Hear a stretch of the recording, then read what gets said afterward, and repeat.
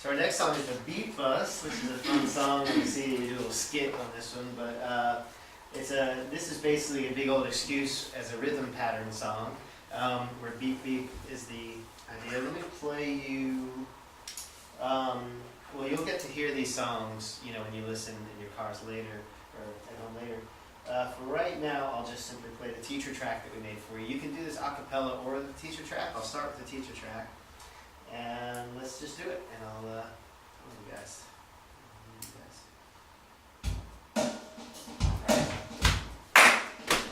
The bus, we're riding on the bus.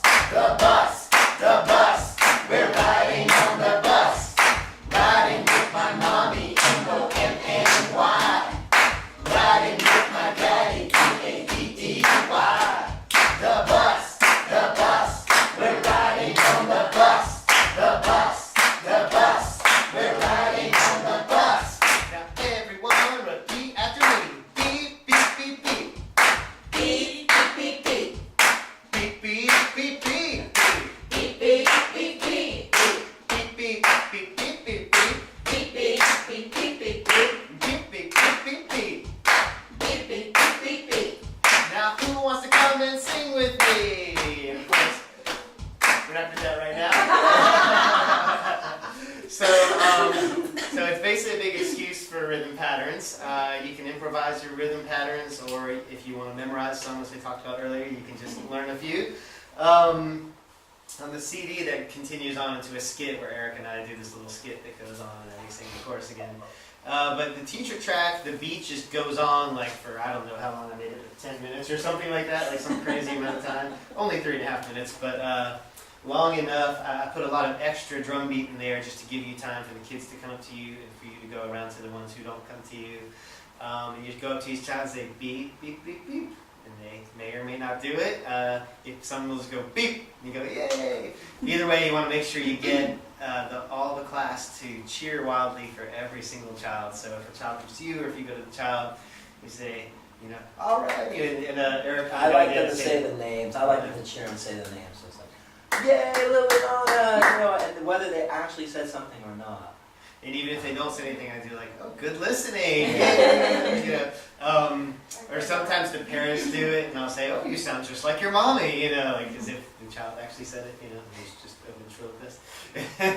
So you can have a lot of fun with it. So it begins with the whole group, then it goes to individual children who will come up and sit on your lap and sing with you, and then it goes to you going around and going to the children who won't come up with you.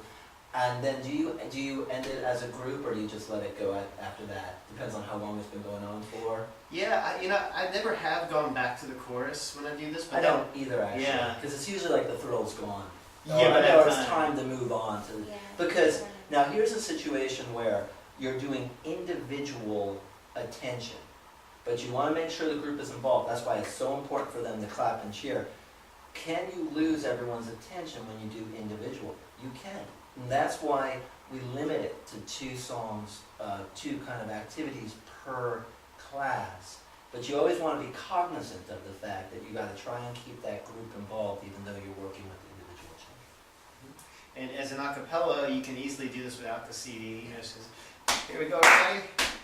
The bus, we're riding on the bus. It says right. It works just fine without the beat, you know, sometimes even better, you know. Do you have, and I have the parents generally stop when the kids come up and sing. I mean, they'll naturally stop. Once you stop doing it, they'll stop. And I usually do it a cappella. I don't usually use the teacher track, though it's cool and it's fun to pump some energy into it. And I'll say, well, who will come up and, and sing with me? Or do some patterns. And then the parents generally are no longer doing this. If you would like to know more about rhythm patterns and tonal patterns, you would read Edwin Gordon.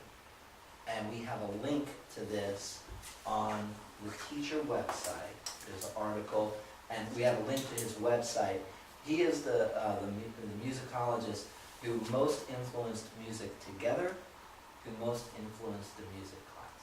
So, and he was very, very big on isolating rhythm patterns and isolating tonal patterns. And we incorporate a lot of his ideas but don't necessarily agree with the extreme that he went. We also feel that placing rhythm patterns in the context of a song or placing tone patterns in context of a song is legitimate and important. One thing that I also do when I have a young, like a baby who's really not able to verbalize in any way, I'll go up to them and I tap the rhythm on their foot. Yeah. I always just do that, and I just like just so they can feel that, and then I pretty much do that even with the older kids too, or I'll tap it on the floor, and but with the babies particularly, I like tap the rhythm on their foot. You know, maybe just you're saying that brings up an idea in my mind is I would say, I'm going to try this next class tomorrow, I'm going to say, when I do a rhythm pattern with this individual child, I want you to tap that pattern on your child's shoulder. So now you're involving them. And then, see, and that's how we give each other ideas. The more you can do to get the whole group involved while you're working individually, the